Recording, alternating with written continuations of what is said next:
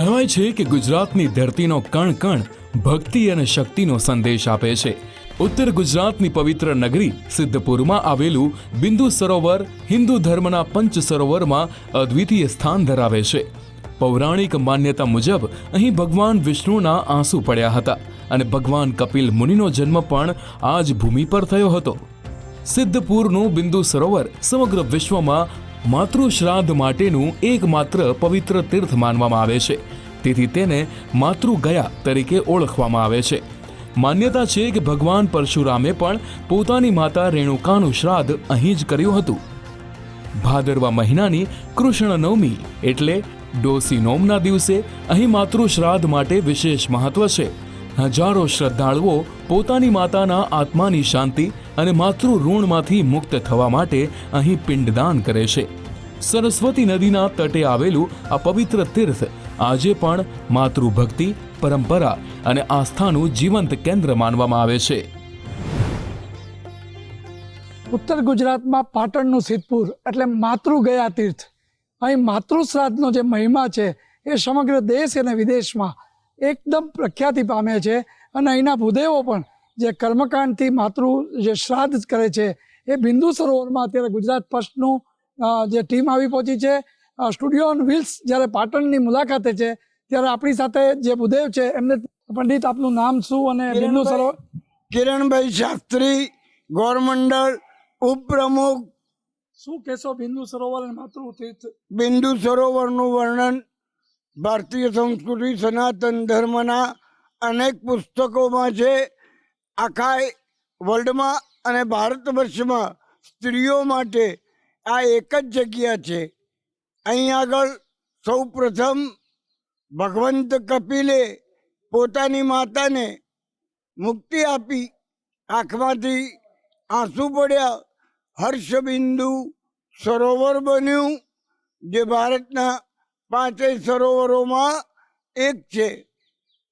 માતૃગયામાં અહીં આગળ પતિ અને પત્ની બંને બેસીને કરી શકે છે। માના પેટમાં આવ્યા એટલે પહેલા મહિને શું તકલીફ, 5મા મહિને શું તકલીફ, 10મા મહિને શું તકલીફ, જન્મ સમય શું તકલીફ, પરંતુ ભગવંત વચન અનુસાર અહીંયા માના તમામ ઋણોથી મુક્ત થવા માટેનું ઉત્તર ગુજરાતમાં આ એક મહત્વનું સ્થાન છે। જેમની પાસે છેલ્લા 400 વર્ષ સુધીના ઇતિહાસોની એથી આગળના નરસિંહ મહેતા, પૂજ્ય ગાંધીજી, RSSના વડા ગોરવેલકરજી, બધા અહીંયા આવી, ઉમા ભારતીજી, બધા આ ક્ષેત્રમાં આવી અને પોતાના માના ઋણોથી મુક્ત થયા। સૌથી પ્રથમ પરશુરામ ભગવાન કે જેમના હાથે એવું કહેવાય છે ઇતિહાસ પ્રમાણે કે માતૃ હત્યા થઈ હતી, પણ એના દેવામાંથી મુક્ત થવા વિષ્ણુ ભગવાન પાસે ગયા। વિષ્ણુ ભગવાને કીધું સિદ્ધપુર જાઓ, અહીં આવી પોતાની માની સુવર્ણશિલા ઉપર પિંડદાન કર્યું, માતાના ઋણોમાંથી મુક્ત થઈ ગયા। ચોક્કસ આપણી સાથે બીજા શાસ્ત્રી પણ છે, આપનું નામ શું અને બિંદુ સરોવર તીર્થભૂમિમાં આ શ્રાદ્ધ ક્રિયા થઈ રહી છે, કયા માસમાં વધુ લોકો આવે છે એ અંતર્ગત આપ કહેશું? મારું નામ જયદત્તભાઈ શુક્લા છે। સૌથી વધારે લોકો ચૈત્ર મહિનો, ભાદરવો મહિનો અને કારતક મહિનાના અંદર અહીંયા સિદ્ધપુરમાં આવીને માતાનું શ્રાદ્ધ કરવા માટે અહીંયા લોકો પધારે છે। જે ભગવાન કપિલે પોતાની માતા દેહૂતિનું અહીંયા એવું કહેવામાં આવે છે કે શ્રાદ્ધ એટલે કે પિંડદાન કર્યું હતું અને પિંડદાન કરીને ભગવાન પોતાના વચનમાં બંધાવ્યા છે કે કોઈ પણ દીકરો કે દીકરી જ્યારે આ બ્રહ્માજીની આ સૃષ્ટિની ઉત્પત્તિ કરશે, જ્યારે બ્રહ્માજી આ સૃષ્ટિની ઉત્પત્તિ કર્યા પછી જ્યારે અહીંયા લોકો જન્મ લેશે ત્યારે કોઈ પણ દીકરો કે દીકરી શ્રદ્ધાયુક્ત બિંદુ સરોવર એટલે કે સિદ્ધપુરમાં આવીને પોતાની માતાનું અહીંયા શ્રાદ્ધ કરશે, અવશ્ય ભગવાન એ ઋણમાંથી અને દીકરાને કે દીકરીને બંધનમાંથી મુક્ત કરશે અને ભગવાન એના ચરણોમાં અંદર એનો મોક્ષ કરશે। ભારતમાં 5 સરોવર છે, સિદ્ધપુરના અંદર જે બિંદુ સરોવર છે, કચ્છમાં નારાયણ સરોવર છે, હિમાલયમાં માન સરોવર છે, દક્ષિણમાં પંપા સરોવર છે અને રાજસ્થાનના અંદર પુષ્કર સરોવર છે, જેમાંથી એક સરોવર જે કહેવામાં આવે છે તે સિદ્ધપુરના અંદર એ સરોવર આવેલું છે. 450 વર્ષ પહેલાં નરસિંહ મહેતાએ પોતાની માતાનું અહીંયા આવીને વચન અનુસંધાન, ભગવાનના વચન અનુસંધાન પોતાની માતાનું અહીંયા શ્રાદ્ધ કર્યું હતું અને શ્રાદ્ધ કરીને એ પણ એ ઋણમાંથી આજે મુક્ત થયા હતા. તે જ રીતે અહીંયા એક જ જગ્યા છે સિદ્ધપુરના અંદર જે માતૃશ્રાદ્ધ માટે પ્રખ્યાત છે. બીજી કોઈ પણ જગ્યાએ આ શ્રાદ્ધ કરવામાં આવતું નથી. અસ્તુ. ચોક્કસ જેમ સમયાંતર થયો એમ કુંડમાં વ્યવસ્થાઓ ફરી એ અંતર્ગત આપણે પહેલો કુંડ કેવો જોયો છે, અત્યારે કેવો છે બિંદુ સરોવર? છેલ્લા 10 વર્ષથી સનાતન ધર્મની પરિસ્થિતિ જે આખી એ બદલાણી છે. અહીં આગળ એવી પરિસ્થિતિ હતી કે કુંડ ઉપરથી 25 ફૂટ દૂર ઉભા રહીએ તો વાસ મારે. છતાં પણ મેં એવા શ્રદ્ધાળુઓ જોયા છે કર્ણાટકના, એ કુંડના પાણીમાંથી પાણી લે, એને ગરમ કરે, એમાં રસોઈ બનાવે, એમાં જમે. એવા પરિસ્થિતિ હતી. છેલ્લા 10 વર્ષમાં તો જે કોઈ સરકારો બેઠી, જે કોઈ મંત્રીઓ આવ્યા, એમને સમર્પિતતાથી અત્યારે એટલું સુંદર બનાવ્યું છે કે અમને ગોરમંડળને એનો ખૂબ ખૂબ આનંદ થાય અને સનાતન ધર્મની પ્રજાને પણ એટલો જ આનંદ થાય એવું બિંદુ સરોવર. અત્યારે સ્થાનિક ધારાસભ્યશ્રી ખૂબ દોડ કરે છે બળવંતસિંહભાઈ, અને આના માટે એ અગાઉ જયનારાયણ વ્યાસ હતા, એ બંને મહાનુભાવોએ આજે પણ બળવંતભાઈની મહેનત, માં સરસ્વતી અને સરસ્વતીને જોઈ ભગવાને અહીંયા તપ કર્યું હતું. પતિ અને પત્ની સેવાથી ભગવાન એમના ઉપર પત્ની એ પતિની સેવા કરી, એનાથી ભગવંત પ્રસન્ન થયા. પણ ઋષિને ન મળ્યા. કોને મળ્યા? એમની પત્નીને. પૂછ્યું કે શું જોઈએ તારે? એને કીધું કે પ્રભુ આપ મારા ત્યાં જન્મ લો.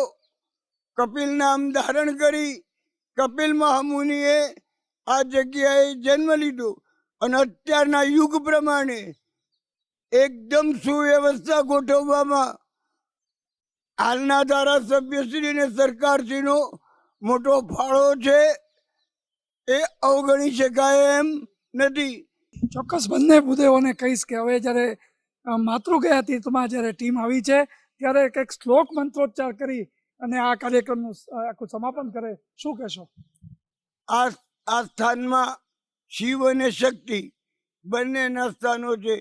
અર્વડેશ્વરમ વંદે બ્રહ્માંડેશ્વર તથૈવ ચ વાલખિલ્લેશ્વરો દેવ વટેશ્વર તથૈવ ચ. આવા 5 સ્વયંભૂ છે.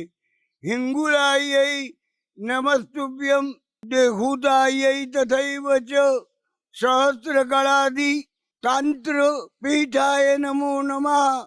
એમ શિવ શક્તિ અને આપણા બધાના રક્ષક ભૈરવ દાદાના પણ મુખ્ય સ્થાન છે. એ સિવાય તો વિશેષ અહીંયા 108 મઠો હતા વિદ્યા આપવાના. આપ પણ શ્લોક મંત્રોચ્ચાર. હાજી.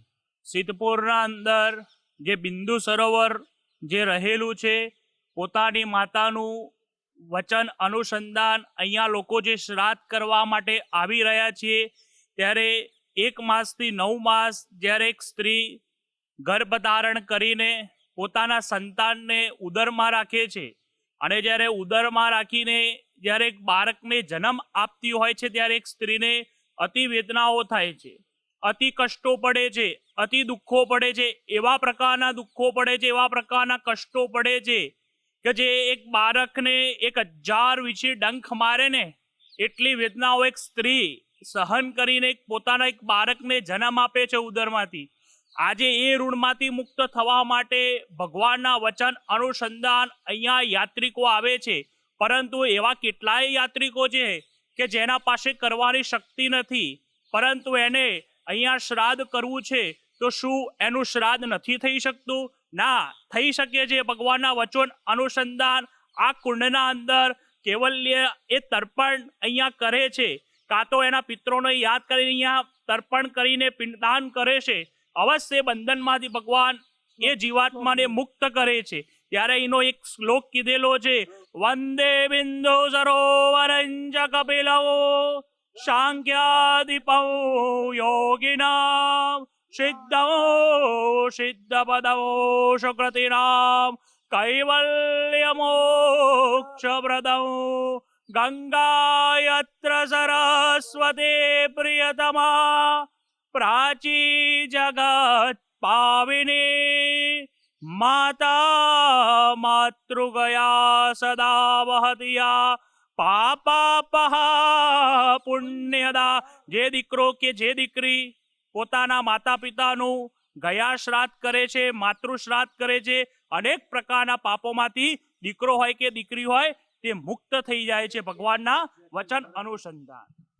ચોક્કસ તો જેને કહી શકાય કે માતૃગયા તીર્થ સિદ્ધપુરમાં બિંદુ સરોવરના પાસે પંડિતોએ અને ભૂદેવોના જે છે એમણે જે વાત કરી એ માતૃ શ્રાદ્ધની અને માતૃ શ્રાદ્ધ માટેનું જે મહાત્મય છે એ સિદ્ધપુરમાં છે. અને નિરંતર જે ભાવિકો છે, શ્રદ્ધાળુ છે, આવે છે અને જે કહેવાય કે આ તીર્થભૂમિ છે એ નિરંતર ધર્મવિધિ વૈદિક વિધિથી સતત ગુંજતું રહે છે. ધર્મેશ વૈદ, સિદ્ધપુર, બિંદુ સરોવર.